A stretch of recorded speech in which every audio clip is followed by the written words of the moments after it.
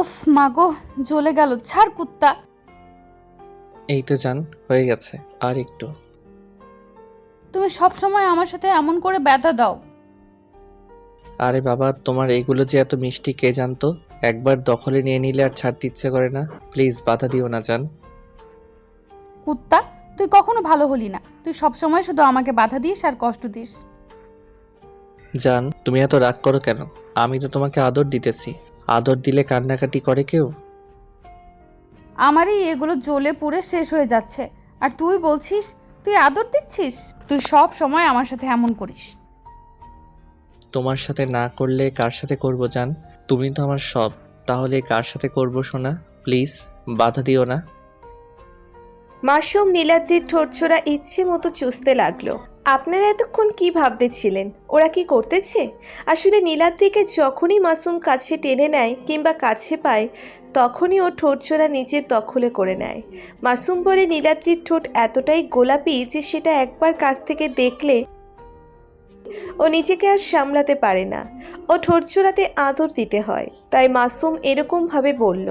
তো 10 মিনিট পর মাসুম ওকে একটা সময় নীলাদ্রি জোর করে ধাক্কা দিয়ে সরিয়ে দিতেই মাসুম বলতে লাগলো। কি হলো জান? তুমি আমাকে সরিয়ে দিলে যে? তোমার ভালো লাগেনি?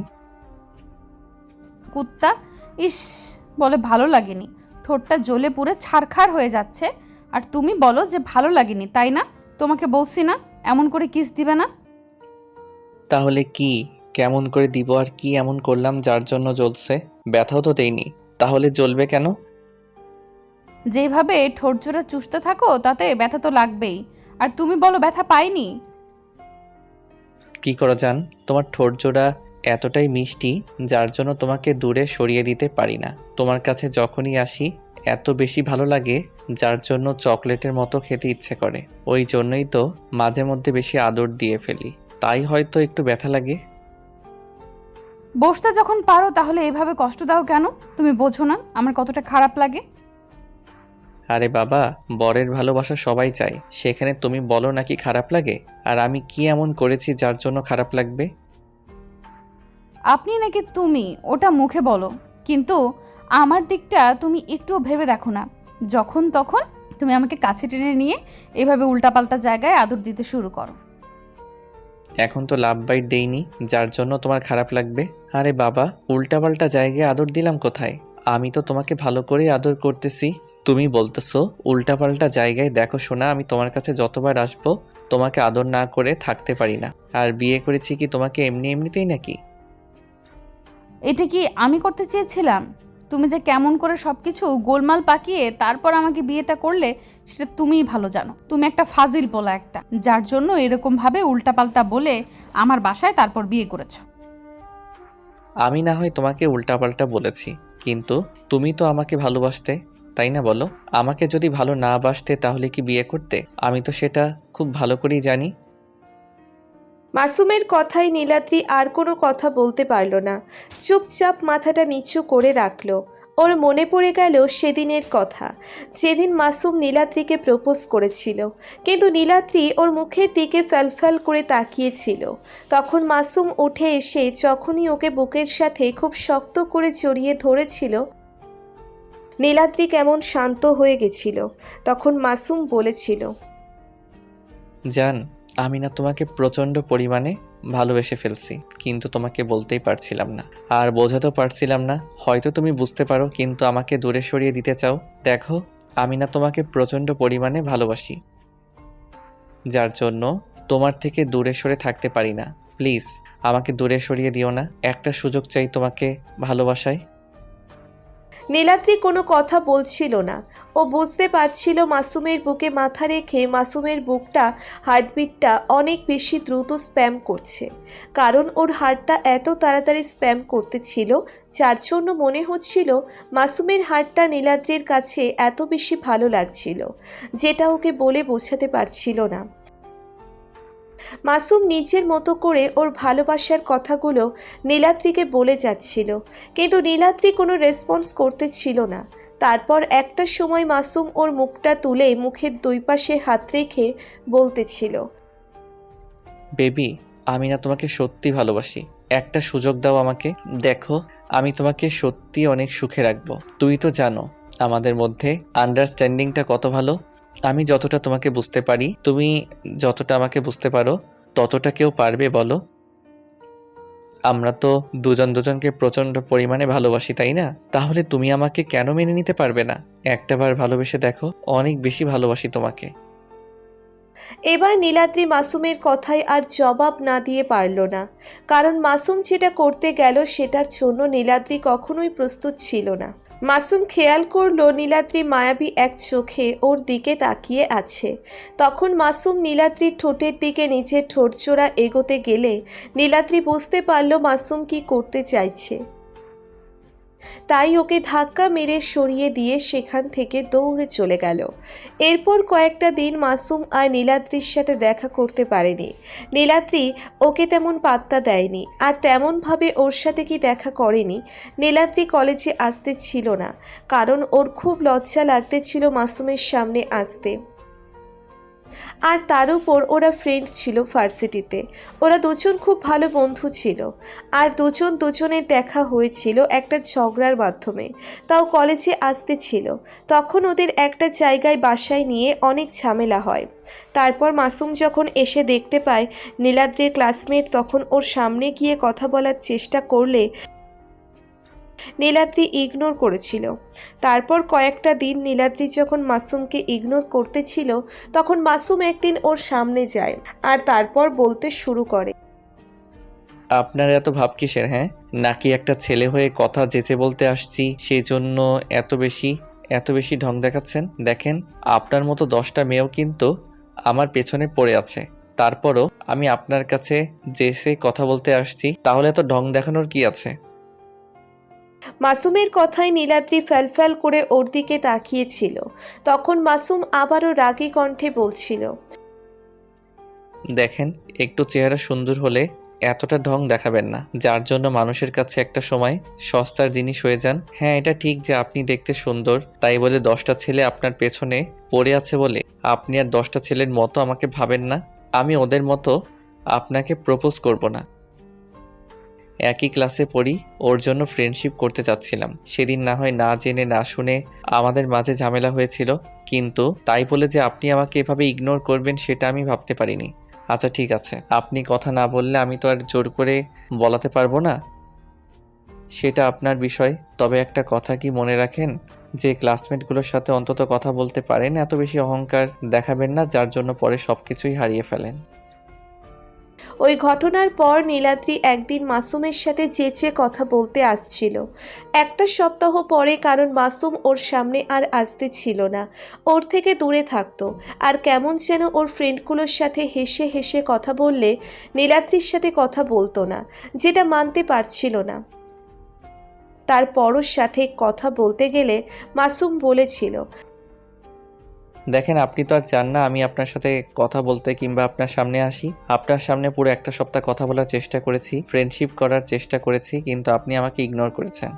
আর এমনভাবে ইগনোর করেছেন মনে হয়েছে আমি আপনার বয়ফ্রেন্ড ছিলাম। আপনি আমাকে পছন্দ করেন না, ওই জন্য ইগনোর করেছেন। তাই এখন তাছাড়া আপনার ফ্রেন্ডগুলোর সাথে হাসাহাসি করে কথা বলি। আর আপনি হয়তো বুঝতে পেরেছেন এই দিনগুলোতে যে আমি অনেকটা ফ্রি, তাই ওদের সাথে এমনই কথা বলি। কিন্তু আপনি যে হুটহাট করে কোনো কথা বলতে আসছেন, তার জন্য আমি অবাক হয়ে যাচ্ছি। দেখো, আমি তখন ওই ঝামেলার জন্য তোমার উপর রাগ করেছিলাম, ওই জন্য কথা বলতে আসিনি। কিন্তু এখন আমার মনে হচ্ছে তোমার সাথে ফ্রেন্ডশিপ করা যায়, কারণ যে কয়েকটা দিন আমি তোমাকে খুব কাছ থেকে দেখেছি আর বুঝতে পেরেছি তুমি অনেকটা ভালো একটা ছেলে। কাছে থেকে দেখেছেন মানে? কতটা কাছে থেকে দেখেছেন বলুন তো? যতটাই কাছে থেকে দেখেছি না কেন, কিন্তু এত ভালোভাবে চিনেছি তোমাকে যে বুঝতে পেরেছি তুমি আসলে অনেক ভালো একটা ছেলে। তাই এখন কথা না বাড়িয়ে আমার সাথে ফ্রেন্ডশিপ করো। কেন আপনার সাথে ফ্রেন্ডশিপ করতে হবে? কেন, আপনি কোন রাজ্যের রানী যে আপনার সাথে ফ্রেন্ডশিপ করতে হবে? ও, এখন আমি যেচে কথা বলতে আসছি ওই জন্য তোমার এরকম ভাব বেড়ে গেছে, তাই তো? দেখো, এত ভাব দেখিও না। আমার কথা আমাকে ফেরত দিচ্ছেন? ভালো তো জানতে পারি অহংকারটা এত তাড়াতাড়ি কমে গেল কিসের জন্য?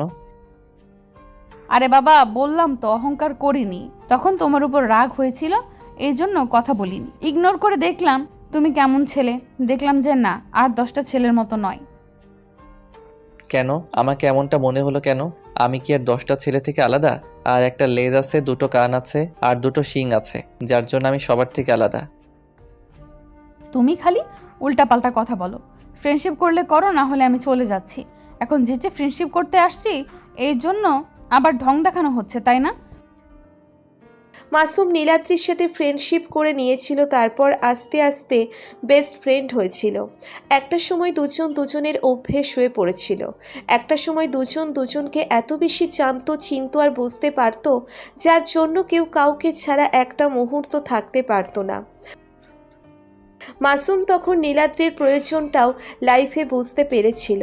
আর তারপর যখন নীলাদ্রির থেকে প্রপোজ করে তখন নীলাদ্রিকে প্রচণ্ড পরিমাণে ইগনোর করেছিল। আর তারপর আর কোনো উপায় না পেয়ে ওর সাথে কথা বলার জন্য কিন্তু নীলাদ্রি কথা বলছিল না। তারপর মাসুম এই বিষয়টা নিয়ে অনেক আপসেট ছিল, ভেবে পাচ্ছিল না কি করবে। খুব খারাপ লাগছিল যে ফ্রেন্ডশিপটা নষ্ট করে দিল। এই বিষয়টা নিয়ে যখন ওর মন খারাপ থাকতো তখন মাসুম একটা ওকে ফ্রেন্ড বলে নীলাদ্রির বাসায় গিয়ে বলে দিত যে ওরা দুজন দুজনকে ভালোবাসে, ওকে না পেলে নাকি সুইসাইড করবে। এমন কিছু বলার জন্য নীলাদ্রির আব্বু আম্মু অনেক ভয় পেয়ে গিয়েছিল। আর তখন নীলাদ্রির আব্বু ওকে ডেকে জিজ্ঞেস করেছিল ও কি সত্যিই মাসুমকে ভালোবাসে কিনা। নীল আইন কোনো কথা বলতে পারছিল না দেখে তখন সবার সামনে মাসুম ওকে জড়িয়ে ধরেছিল আর বলেছিল, কলিজে একটাবার বলে দাও সবাইকে তুমি আমাকে কতটা ভালোবাসো। দেখো তাহলে আর কেউ আমাদের মাঝে বাধা হবে না, আমরা দুজন খুব সহজে এক হয়ে যাব। আঙ্কেল আন্টি তোমরা জানো না ও তোমাদের জন্য ভয় পাচ্ছে। ও বলেছিল তোমাদেরকে বলতে ভয় পায় তাই বলতে পারছিল না। প্লিজ তোমরা ওকে বকাবকি করো না। তোমরা আমাদের যা শাস্তি দেওয়ার দাও, তারপর আলাদা করে দিও না। তোমরা দুজনে তো জানো আমরা দুজন দুজনকে কত বেশি ভালোবাসি। সেদিন নীলাদ্রির আব্বু মাসুমের আব্বু আম্মুর সাথে কথা বলেছিল। আর সেদিনই ওদের বাসাতে নীলাদ্রির সাথে মাসুমের বিয়ে হয়। নীলাদ্রি প্রথমে মাসুমের কাছে আসতো না, ওর থেকে দূরে সরে থাকতো। তখনই মাসুম কিছুদিন ওর উপর রাগ করে থাকতেই, ওর সাথে কথা না বলতেই নীলাদ্রি মাসুমের ভালোবাসাটা বুঝতে পারে। তারপর থেকে মাসুমকে প্রচণ্ড পরিমাণে ভালোবাসে। কিন্তু এখন মাঝে মধ্যে মাসুম ওকে যখনই কাছে টেনে নেয় আর এত বেশি ভালোবাসে আর আদর দেয় যার জন্য শেষ করে ফেলে। তোমায় নীলাদ্রি মাথা নিচু করে আছে দেখে মাসুম গিয়ে ওর মুখের দুই পাশে হাত রেখে তারপর বলতে লাগলো, জান খুব বেশি কষ্ট দিয়ে ফেলি, তোমাকে আদর করার সময় খুব বেশি খারাপ লাগে তোমার, বলো আমাকে। নীলাদ্রি কোনো কথা বলছে না, চুপচাপ নিচের দিকে তাকিয়ে আছে। তখন মাসুম ওর মুখটা তুলে তারপর কপালে একটা কিস করে বলতে লাগলো, আসলে খুব বেশি ভালোবাসি তো থাকতে পারতাম না তোমাকে ছাড়া, কিন্তু জানতাম না যে তোমার কাছে এতটা অসহ্য লাগবে আমার ভালোবাসাটা। তুমি মুখে না বললেও আমি আজকে তোমার চুপ করে থাকাকে বুঝতে পারছি। কি করব বলো, জানতাম না যে বেস্ট ফ্রেন্ডের সাথে এরকম সম্পর্কে জড়িয়ে যাব। তুমি হয়তো আমাকে ভালোবাসতে না, কিন্তু আমি জোর করে তোমাকে বিয়েটা করেছি। এখন তো আমার থেকে দূরে যেতে পারবে না। আচ্ছা ঠিক আছে, এখন থেকে আমি আর তোমাকে বেশি জোর জবরদস্তি করব না। তোমার যদি মনে হয় আমার ভালোবাসাটা তোমার প্রয়োজন, খুব বেশি আদর পেতে ইচ্ছা করছে, তখন তুমি আমার কাছে এসো, আমি তোমাকে ভালোবাসায় ভরিয়ে দিব।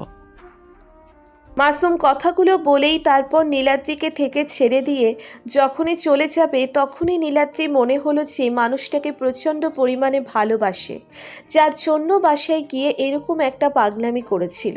তাই ও যখনই রুম থেকে বেরিয়ে যেতে নেবে নীলাদ্রি দৌড়ে গিয়ে ওকে পেছন থেকে খুব শক্ত করে জড়িয়ে ধরলো আর বলতে লাগলো, বাবু প্লিজ রাগ করো না। দেখো আমি তো তোমাকে ভালোবাসি, বলো। আগে হয়তো ভালোবাসতাম না, কিন্তু এখন তোমাকে আমিও ভালোবাসি। তাছাড়া আমি তোমাকে ভালো না বাসলে কাকে ভালোবাসবো বলো? তোমাকে ছাড়া আমি আর একটা দিনও কল্পনা করতে পারি না। কিন্তু তুমি যখন আমার কাছে আসো অনেক বেশি দুষ্টুমি করো, অনেক বেশি আমাকে আদর করতে গিয়ে কষ্ট দিয়ে ফেলো, ওই জন্য খুব খারাপ লাগে। তাই বললাম, তুমি তো একটু আস্তে আদর করলেও পারো। আমি তো আর পালিয়ে যাচ্ছি না, তাই না? আমি তো তোমারই।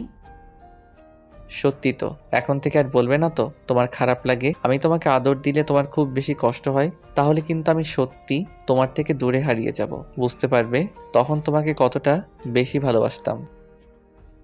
আসো না প্লিজ, এমন কথা বলিও না। আমি তোমাকে ছেড়ে দূরে থাকতে পারবো না। তুমি জানো আমি তোমাকে কতটা ভালোবাসি। তোমাকে ছেড়ে যেখানে একটা মুহূর্তও থাকতে পারি না, সেখানে তুমি আমাকে ছেড়ে চলে গেলে তো আমি মরে যাব। মাসুম নীলাদ্রিকে ছাড়িয়ে নিয়ে তারপর বুকের সাথে খুব শক্ত করে চেপে ধরল আর বলল, আই লাভ ইউ পাগলি, I love you so much. I love you too জান।